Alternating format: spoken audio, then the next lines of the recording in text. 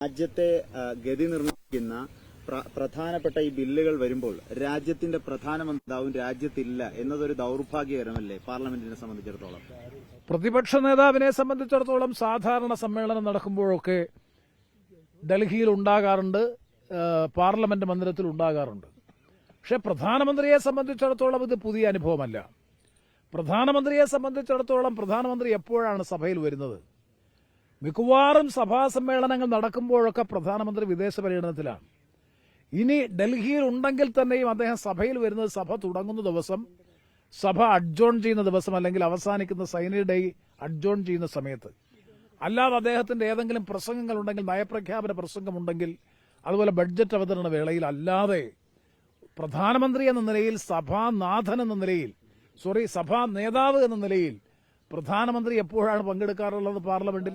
പ്രതിപക്ഷ നേതാവ് ഇല്ലാത്ത ദൌർഭാഗ്യകരമെന്ന് ഇന്ത്യ സഖ്യത്തിലെ തന്നെ സിപിഎമ്മിന്റെ എംപിമാരും ആരോപിക്കുന്നുണ്ട്. അത് ഇപ്പോ കേരളത്തിൽ നിന്നുള്ള സിപിഎം അംഗങ്ങൾ, പ്രത്യേകിച്ചും ബ്രിട്ടാസിന്റെ നേതൃത്വത്തിൽ കോൺഗ്രസിനെയും യുഡിഎഫിനെയും എങ്ങനെയൊക്കെ കരിവാരി തേക്കാം, അല്ലെങ്കിൽ കോൺഗ്രസിനെ എങ്ങനെ ദുർബലപ്പെടുത്താമെന്ന് ഗവേഷണം നടത്തിക്കൊണ്ടുള്ള പ്രതികരണങ്ങളാണ് കഴിഞ്ഞ കുറേ ദിവസങ്ങളായി അദ്ദേഹത്തിന്റെ ഭാഗത്തുനിന്നുണ്ടാകുന്നത്. അതിലേറ്റവും പ്രധാനപ്പെട്ട കാരണം അദ്ദേഹം പാലമായി പ്രവർത്തിച്ചു എന്ന കേന്ദ്രമന്ത്രിയുടെ ഗൌരവതരമായ പരാമർശം തന്നെയാണ്.